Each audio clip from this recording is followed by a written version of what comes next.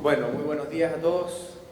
Después de estas interesantes presentaciones de tecnología de producción eléctrica por la vía eólica, yo les voy a hablar de un tema nada que ver, ¿no? Comercialización de energía. Pero antes de eso quisiera hacer una pequeña encuesta. Quisiera saber cuántos de ustedes trabajan en el rubro energía hace 10 o más años. Ok.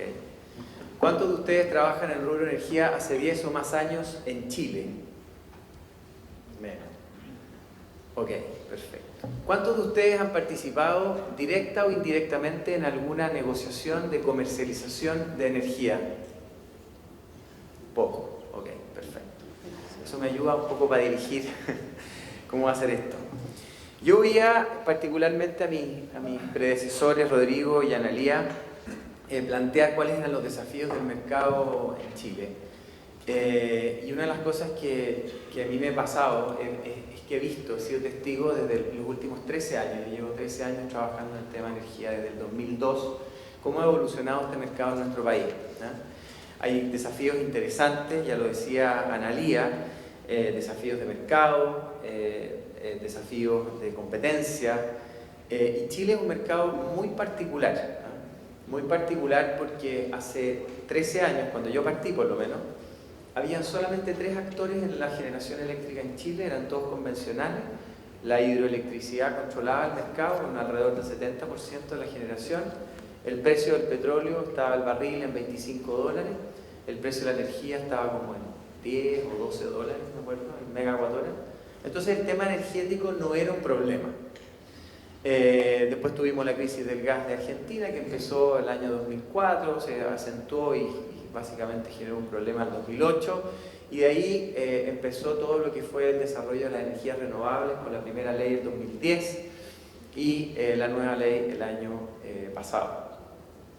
Entonces ha sido una evolución larga, y básicamente para entender el mercado chileno de comercialización de energía, que básicamente es lo central. O sea, estos señores que aquí nos vinieron a vender una tecnología fantástica de aerogeneradores, no podrían existir si no hubieran probablemente proyectos en desarrollo. Y los proyectos en desarrollo no podrían existir si no hubiera una necesidad de producir energía más barata, porque ya lo decía Rodrigo en su presentación, Chile está con un nivel de costos de energía muy altos a nivel mundial. Y por lo tanto en el centro de cualquier proyecto eléctrico o de desarrollo eléctrico de energía está el cómo voy a colocar el producto, cómo voy a vender este producto de energía, ¿no es cierto?, electricidad que voy a producir. Para entender un poco el mercado chileno, particularmente para la mayoría de ustedes que aparentemente no lo conocen muy bien o no han estado involucrados por mucho tiempo en este mercado, este es un mercado completamente libre, bastante desregulado, donde hay competencia y donde no hay subsidio. A muchos actores externos les cuesta entender esto. Cuando llega, me acuerdo hace unos 2 o 3 años atrás, llegó un cliente a mi oficina, me dice, oye, bueno, cuéntanos un poco del mercado. Yo les conté, qué sé yo, y dice, bueno, entonces tomó lápiz y papel y dice, bueno, ¿y cuáles son los subsidios que existen acá? Entonces le dije, no hay subsidios. No, es que bueno, pero cuéntame cuáles son los beneficios tributarios que existen aquí. No hay beneficios tributarios acá. Bueno, pero entonces cuéntame, tú no me entiendes, ¿cómo nosotros vamos a venir acá? Bueno, a competir, le dije yo. Y el señor me dijo, bueno, parece que ese es el último interés que tengo en este mercado, y se paró y se fue, básicamente. También me pasó con un cliente hace un tiempo atrás, que me dice, oye, bueno, ¿sabes qué me interesa saber cuál es tu formato de PPA, de contrato de suministro de energía eléctrica? Le dije, mira, la verdad las cosas es que en un mercado libre como este, en donde los clientes libres y los generadores negocian libremente los contratos de suministro, no hay un contrato igual al otro. Eso podrá haber sido hace 15 años atrás, cuando llegaba la Endesa, ¿no es cierto?, Colbún o Genel, y le ponían al cliente un contrato tipo de 10 páginas y le decían, firme acá. Y el gerente de abastecimiento de la compañía industrial firmaba, donde le ponían la línea para firmar. Y ese era todo el nivel de sofisticación que existía en la comercialización de energía. Entonces, en el mercado tenemos los entes reguladores que están arriba, ¿no es cierto? Ahí tenemos la Comisión Nacional de Energía, que es la que hace la planificación de largo plazo, la superintendencia que supervisa, los organismos ambientales están mal puestos en el Servicio de Evaluación Ambiental, y tenemos que están los principales actores, ¿no es cierto?, la generación, la transmisión y la distribución, y están los clientes regulados bajo la distribución y los clientes libres, ¿no es cierto?, que negocian directamente con la generación. Y después tenemos el operador del mercado, que es el Centro de Despacho Económico de Carga, y un ente especialista en resolver conflictos muy específicamente señalados por la ley, que es el panel de expertos que ha venido a solucionar bastante lo que era la antigua litigiosidad entre los distintos actores. Ahora, básicamente están los generadores a un lado, los consumidores al otro, y lo que nosotros tenemos que entender en términos de transferencia monetaria o dineraria es que por un lado tenemos los costos de inversión y de operación, y por otro, y la legítima rentabilidad o lucro, que es una palabra que ha sido bastante vapuleada en el último tiempo por algunos políticos. La verdad es que el lucro es legítimo y yo no veo por qué no puede serlo. El costo de inversión, el costo de operación, ¿no es cierto?, la rentabilidad que espera el inversionista, y por el otro lado el pago de la energía y el pago por la potencia, que son en el fondo los elementos que permiten darle un precio a este producto. Esto es más o menos cómo se relacionan los generadores, los pequeños medios de generación, los pequeños medios de generación distribuida, con lo que es la transmisión. Tenemos el sistema de transmisión, hay generadores conectados a los sistemas de transmisión a través de líneas adicionales, directamente a sistemas troncales o a sistemas de subtransmisión, los pequeños medios de generación distribuida directamente a las redes de distribución, los pequeños medios de generación más bien en el tema de la subtransmisión, y de ahí para abajo entonces se produce toda esta cadena de interrelaciones. En mercados como Estados Unidos, el Reino Unido, Brasil y Colombia, la comercialización de energía se produce a través del mercado, ¿no es cierto?, entre generadores y traders, comercializadores. La figura del comercializador de energía en Chile ha sido tradicional y sistemáticamente rechazada. No nos gusta, porque el comercializador de energía tiene bastantes riesgos, y bueno, y este sistema fue pensado en que este es un club de generadores, en donde los que inyectan la energía al sistema son los generadores, y los que la retiran del sistema para abastecer a sus clientes son también los generadores. Entonces se produce un intercambio, ¿no es cierto?, entre generadores de energía y potencia, que es el que regula el SEDEC, y por lo tanto nuestro mercado funciona más bien así. Tenemos los generadores que inyectan, los generadores que retiran, y de ahí están entonces los clientes, que pueden ser clientes libres o empresas distribuidoras para sus clientes regulados o también para sus clientes libres. Esta es la forma, ¿no es cierto?, en que opera. Nuestro operador del mercado, el SEDEC, un organismo independiente. La verdad es que lo que hemos visto en los últimos contratos de suministro que me ha tocado participar es que el SEDEC tiene una gran responsabilidad en todos estos contratos, porque todo se refiere a lo que diga el balance de energía y potencia del SEDEC, el preliminar, el definitivo, lo que diga el SEDEC, lo que publique el SEDEC en su página. Entonces hay una gran confianza en este operador del mercado. Entonces rápidamente llegamos a cuáles son los mercados de comercialización de energía en Chile. Y tenemos en primer lugar que los generadores intercambian energía en el mercado spot. Hay generadores que están excedentarios, que inyectan más energía de la que retiran para sus clientes, y otros que son deficitarios, que retiran más energía de la que inyectan. Por lo tanto, se produce ahí un mercado spot en donde no hay simplemente no hay contrato. Están los PPAs con los clientes no regulados, están los PPAs con las compañías de distribución para sus clientes no regulados, para sus clientes regulados, que eso se hace a través de las famosas licitaciones, que hemos visto que están muy activas en el último tiempo. Y están los PPAs con las compañías distribuidoras para sus clientes no regulados. Están los PPAs entre generadores, que son básicamente PPAs de respaldo, que hemos visto también que operan. Existen, desde el punto, estos son los 5 mercados, y ahora existen, por supuesto, todo tipo de combinaciones, ¿no es cierto?, de las anteriores, y las nuevas tendencias, que son los hedging instruments o los contratos por diferencia, que han empezado a surgir con cierta fuerza y que tienen un atractivo importante. Entonces, como ustedes ven, existen 5 mercados principales y existen distintas formas de negociación. Cuando yo empecé en 2002 a trabajar en energía, había, digamos, estaban estos 5 mercados, pero como les digo, Los contratos no eran negociables, era toda una cosa media impuesta, eran contratos como de adhesión, como los de la compañía de teléfono, que uno llegaba y le hacían firmar el contrato y empezaba el suministro.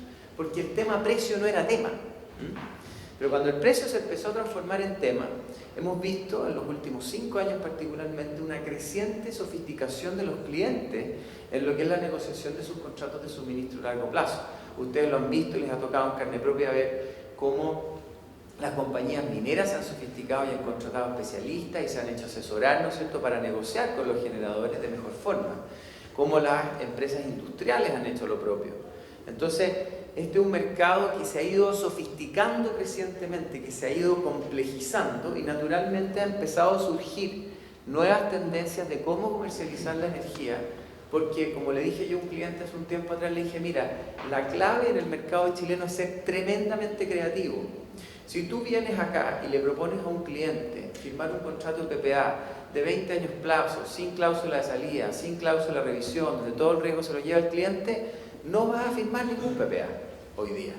Tú tienes que ser creativo, tienes que proponerle soluciones, tienes que transferirle ciertos riesgos, pero también probablemente para ser competitivo vas a tener que asumir ciertos riesgos. Y eso es lo que ha hecho que los contratos hoy día de PPA se transformen en cosas únicas que van variando caso a caso y que en el fondo van generando nuevas tendencias, como ya se los mencioné.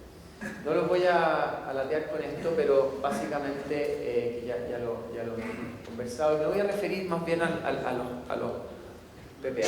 Sé que tuve en una, y aquí voy a hacer una crítica a la Comisión Nacional de Energía. Tuve una reunión hace una semana atrás con la Comisión Nacional y se nos enrostró que un cliente nuestro estaba transfiriendo las acciones de su compañía desarrolladora de un proyecto que había sido adjudicatario en la licitación del año pasado. Y el secretario ejecutivo me dice, mira, esto, bueno, es una forma de evadir y de eludir la licitación. Y le dije, ¿por qué? Porque ustedes están especulando. Dije, ¿cómo especulando? Nosotros desarrollamos un proyecto, lo pusimos en operación, nos generamos, digamos, trabajamos intensamente, invertimos recursos y resulta que nos adjudicamos un contrato en la licitación y ahora nuestro modelo de negocio indica que le vamos a transferir las acciones de esa compañía a un tercero después de que este proyecto esté construido, etcétera, etcétera. Y se molestaron en la Comisión Nacional de Energía. Yo le dije, mira, el mercado hoy día competitivo que existe y el éxito de la licitación que tuvimos el año pasado es precisamente porque hay apertura y no porque esta cuestión está manejada entre unos pocos. Y si tú restringes y estableces, por ejemplo, prohibiciones de cambio de control en los contratos con las distribuidoras, tú lo que vas a hacer es restringir aún más la posibilidad de que participen actores nuevos, actores que están ingresando al mercado. Entonces, ojo con eso. Los contratos los contratos de PPA en general tienen elementos comerciales y, como veremos, también elementos legales, que es donde naturalmente yo puedo aportar. Comerciales, algo entiendo, pero ustedes son los que tienen que negociar. Y naturalmente que los PPA, los elementos comerciales principales son cuál es el precio al cual yo voy a comercializar la energía y cuáles son las cláusulas de indexación. A veces uno mira las cláusulas de indexación como poco importantes, pero son bien relevantes. El otro día estábamos analizando con un cliente que si una oferta que tenía era indexada solamente al CPI americano, el precio de la energía era así. En cambio, si se indexaba el precio de la energía o una parte del precio al precio del petróleo, del gas, etc., el precio de la energía tendía a ser una curva un poquito más suave.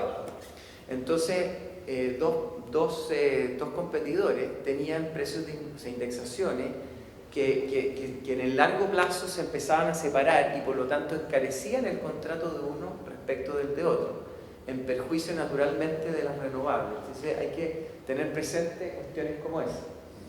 El tema del volumen naturalmente es relevante y aquí hay todo lo imaginable. Antiguamente los generadores o los clientes decían dame un bloque de energía y yo te daré un precio fijo por X cantidad de años.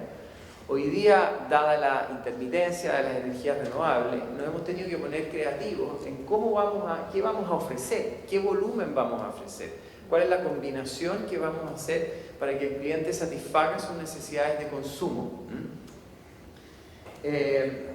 También es importante entender lo que es relacionado con el volumen, entender las características de la demanda. No es lo mismo vender energía eléctrica a una minera que funciona 24/7, 365 días del año, con un consumo prácticamente fijo, un bloque así bien rígido, que venderle a una empresa, no sé, pues como de reciclaje o a una industria que opera desde las 8 de la mañana hasta las 6 de la tarde.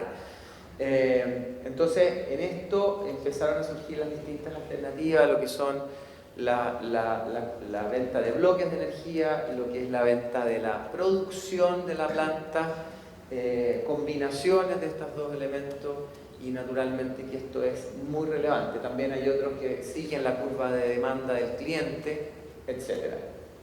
Y aquí, en estos elementos de aquí, es donde está la clave del contrato. Ser flexible y ser creativo en estos tres elementos es lo que los va a hacer ustedes más competitivos, sin ninguna duda. El punto de entrega, ¿cómo se llama? Normalmente el punto de inyección, que no necesariamente es lo mismo que el punto de entrega y que no necesariamente es lo mismo que el punto de retiro. Son tres puntos que tienen incidencia muy relevante en lo que va a ser los costos y los cargos que yo le voy a tener que traspasar o que voy a tener que asumir, ¿no es cierto?, dependiendo de dónde coloque los riesgos al cliente de transmisión, los cargos del sistema, los riesgos de transferencia, etc. Entonces el punto de entrega y el punto de inyección y el punto de retiro son puntos que hay que definir muy requete contra bien en un contrato. Los cargos del sistema, también aquí hay cierto desconocimiento de algunos actores de cuáles son realmente los cargos que se le van a traspasar. Hoy día los clientes están bastante sofisticados, entienden muy bien esto y por lo tanto el tema de ponerle un pass-through al contrato, a veces el cliente se puede molestar un poco y hay que hacer un disclosure de cuáles son los cargos. Aquí también hay que ponerse ciertamente creativo porque a veces para ser más competitivo uno puede establecer ciertos techos, ¿no es cierto?, a los cargos que yo le voy a hacer pass-through al cliente. El tema del pago por los pagos por potencia, eso normalmente uno negocia un precio monómico de energía y potencia, o bien solamente energía y la potencia la paga el sistema. Esto ya hoy día está menos relevante. La fecha de inicio de suministro. Si yo me comprometo con una fecha de inicio de suministro y mi proyecto es un proyecto nuevo, bueno, ¿cuáles son los riesgos que estoy dispuesto a asumir? ¿Qué pasa si no llego a esa fecha de inicio de suministro? ¿Cómo le doy tranquilidad al cliente de que va a poder retirar energía del sistema? ¿Voy a asumir yo el riesgo del costo marginal o se lo voy a traspasar al cliente? Todas esas son cuestiones que tienen que ver con la fecha de inicio de suministro. Y por último, la validez o término del contrato. Y en términos legales, las cláusulas más relevantes, diría yo, tienen que ver con cuáles son las condiciones precedentes que yo le voy a decir al cliente que van a operar para yo poder dar inicio al suministro. Y en esto también, obviamente, mientras más condiciones precedentes, menores posibilidades de firmar un PPA, mientras menos condiciones precedentes, más posibilidades de firmar un PPA. Este es un tema de transferencia de riesgo. Los reps and warranties, cuáles son las garantías, las declaraciones que yo le voy a hacer a mi cliente y las que él me va a hacer a mí. Todo lo que es el régimen de responsabilidad, los caps de responsabilidad, las multas y cómo operan. La cláusula de fuerza mayor. Aquí hay mucho paño que cortar, porque en un sistema naturalmente interconectado, un generador nunca necesariamente se encuentra en imposibilidad de entregarle energía a su cliente. Siempre, normalmente, a menos que haya un blackout que afecte desde Taltal hasta Puerto Montt en el SIC, ¿no es cierto?, y haga lo propio en el SIC, siempre va a haber energía en el sistema. Entonces los clientes normalmente dicen, no, usted no me puede transferir el riesgo de la fuerza mayor si es que hay energía en el punto de retiro. Y por el otro lado el cliente dice, oiga, pero es que yo no tengo por qué asumir el riesgo del marginal, yo le estoy entregando la energía que produce mi planta. Entonces aquí hay una gran discusión que se da en torno a la cláusula de fuerza mayor. Y otra gran discusión es lo que es la cláusula de cambios de ley, que es cómo nosotros podemos transferirle, ¿no es cierto?, como generadores al cliente los riesgos de cambio de ley que puedan tener incidencia en las compensaciones que yo recibo por el contrato, pensando que se trata de contratos de 10, de 12, de 15 años. También hay alguna resistencia en algunos clientes a incluir cláusulas que permitan o den apoyo, ¿no es cierto?, al project financing. Cuando uno está desarrollando un proyecto, nosotros como generadores queremos meter cláusulas que permitan a los bancos ejercer los stepping rights, que se llama, y meterse en los zapatos del generador en caso de un event of default, de una falla en el contrato de crédito. Entonces aquí también hay se producen algunas veces ciertas discusiones porque los clientes no quieren tener nada que ver con los bancos, no quieren tener que negociar con los bancos, no quieren tener que modificar los PPA en favor de los bancos, y los bancos se ponen a veces muy fregados, muy complicados a la hora de querer incorporar en los PPA ciertas provisiones. Entonces, hacer o producir un PPA bancable, como se le dice, o financiable, a veces se torna bastante complicado dependiendo de cuál es el cliente, y por eso es que uno, teniendo a lo mejor cierta flexibilidad en términos de precios, de volumen, de curva de demanda, de fuerza mayor, etcétera, puede darle mayor viabilidad a la hora de incorporar estas cláusulas y facilitar mucho más el financiamiento. Sí, perfecto. Y bueno, cláusula de terminación, y simplemente lo último son las garantías. Un contrato que ha estado bien interesante en el mercado, el contrato por diferencia, que básicamente el cliente le compra a un generador lo que es la producción de energía, como una forma de asumir o beneficiarse de los mayores o menores costos marginales en el sistema. Entonces, si el cliente negocia un precio de largo plazo razonable y los precios marginales están altos, se gana la diferencia, pero naturalmente asume el riesgo de los precios marginales bajos. Y esto es un mecanismo que se ha estado implementando en Chile con algunos clientes que tienen PPAs de largo plazo muy caros, como una forma de ayudarlos a compensar su costo global de energía. Muchas gracias.